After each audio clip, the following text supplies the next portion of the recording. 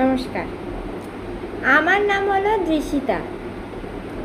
আমার বয়স এখন 28 বছর। যথেষ্ট সুন্দরী।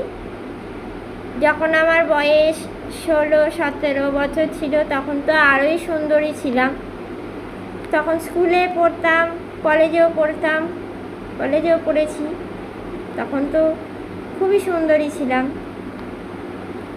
তো এখন কী জন্যে ভিডিওটা বানাচ্ছি সেটা বলি প্রথমেই।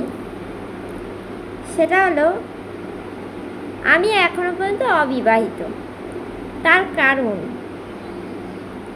ছোটোবেলা থেকে বইয়ের সাথে প্রেম করা ছাড়া আর কোনো কিছুতে কারোর সাথে প্রেম করা আমার মা শেখায়নি, এবং সেটার জন্য যথেষ্ট বারণ করেছে।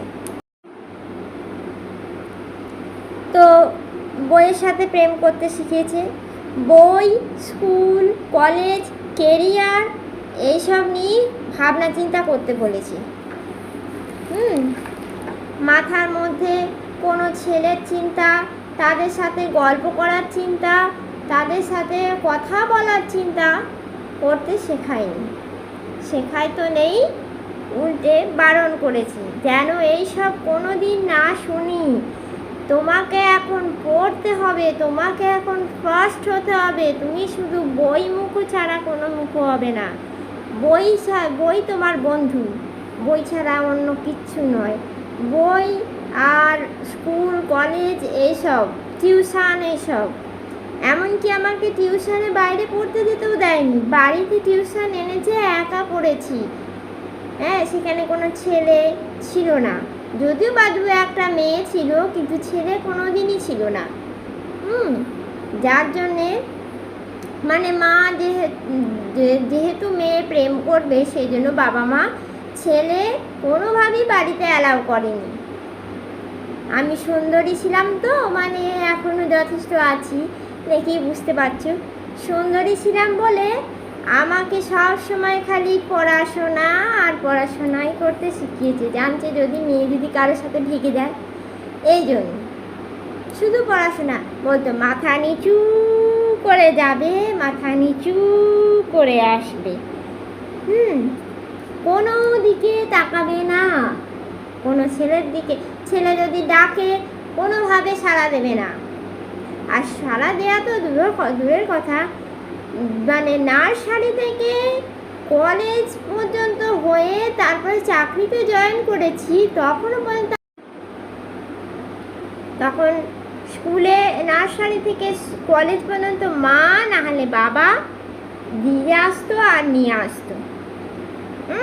টিউশনে যদিও বা যাওয়া হতো, মা দিয়ে আসতো আর নিয়ে আসতো এবং বসে থাকতো যে কোনো ছেলের সাথে কোনোভাবে কোনো কথা বলছি কি না। হলো চাকরিতে পর্যন্ত জিজ্ঞেস করতো, তোদের অফিসে কটা ছেলে আছে রে, তোর দিকে তাকিয়ে থাকে, তোকে দেখে, তুই দেখিস, এ সমস্ত বলে। তুমি যদি পট করে আমি যদি বলে ফেলতাম হ্যাঁ দেখে, পছন্দ করে, এ করে, না না না না, এখন ওসব কিছুতেই নয়, তুমি কিছুতেই নয়, এসব কিচ্ছু করবে না। ছোটোবেলা থেকে আমাকে প্রেম ভালোবাসার প্রতি দূরে রেখে আমাকে কঠিন এবং পাথর হতে শিখিয়েছে। আমি সেই জন্য ছেলেদেরকে দিকে তাকাতাম না, আর তাকালে অগ্নিবাণ ছাড়া কিছু দেখাতাম না। অগ্নিবাণ ছাড়া আমি একটু ঘ্যাম নিয়ে যেতাম। আরে বাবা, আমি সুন্দরী মেয়ে, আমার পিছনে ছেলেরা থাকবে, কিন্তু আমি কারোর পিছনে থাকবো না, যাতে ছেলেরা বোঝে যে এই মেয়েটি পড়াশোনা ছাড়া কিছুই বোঝে না, এর প্রচুর অহংকার আছে, এর সাথে ঘোরাফেরা করবো না। ঠিক আছে, আমি সুন্দরী, আমি সাজবো, বুঝবো, স্টাইল করবো, সেদিক দিয়েও ঠিক আছে, মা বলেছি, সেদিক দিয়ে সব ঠিক আছে, কিন্তু কোনো ছেলের সাথে প্রেম তুমি করবে না, একদম না। বাবা মা যা দেখে দেবে তাকেই তুমি বিয়ে করবে, কোনো ছেলের সাথে প্রেম করবে না। আগে তুমি পড়াশোনা করবে, চাকরি বাকরি করবে, পড়াশোনা শেষ হয়ে গেলে চাকরি করবে, তারপরে আমরা ভাবনা চিন্তা করে ভালো ছেলে দেখে তোমার বিয়ে দেবো। তার আগে কিন্তু ওসব কিছুই না। আর কি ভাগ্যের কি পরিহাস দেখুন। আজ আমার 28 ছেড়ে 29 বছর বয়স হয়ে গেল, একটা ছেলেও আমাকে পাত্তা দেয় না। কত বাড়ি থেকে দেখতে শুনতে আসছে, সবাই বলছে মেয়ের তো অনেক বয়স বেশি, দেওয়া যাবে না।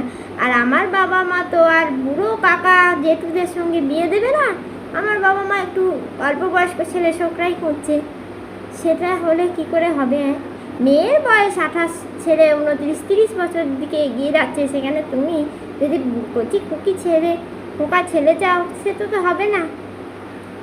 আর এর কারণে সব সময় আমাকেই দোষারোপ করতে হচ্ছে।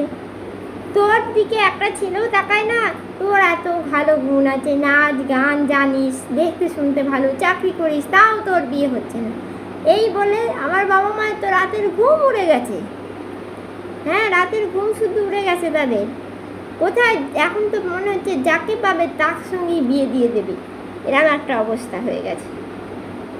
তা বাবা মাকে বলি, সময় থাকতে আমাকে কোনো ছেলের দিকে তাকাতে দিলে না, কারোর সাথে প্রেম করতে দিলে না, কারোর সাথে কথাও বলতে দিলে না। এখন তুমি আমার বিয়ের জন্য হাঁপাহাঁপি করলে কী করে চলবে? কী করে চলবে? সময় তো পেরিয়ে গেছে আমার। এখন তো ওই জেঠু দাদু এরাই ডুববে কপালে। এখন চাইনি তোমাদের জামাই হিসেবে মেনে নিতে হবে। আমারও পুরো কপাল। কি করব বলো? আমার মনটাকে পাথর করে রেখে দিয়েছিল, এখন তো আমার মনটাও একটু একটু গলে। আমার বান্ধবীদের ছেলে হয়ে ছেলেদের বোধহয় বিয়ে হয়ে গেল, আর আমি এখনো নিজে অবিবাহিত রয়ে গেলাম। কি করে হবে? এ ভগবান, একটা হ্যান্ডসাম ছেলে দেখে দাও।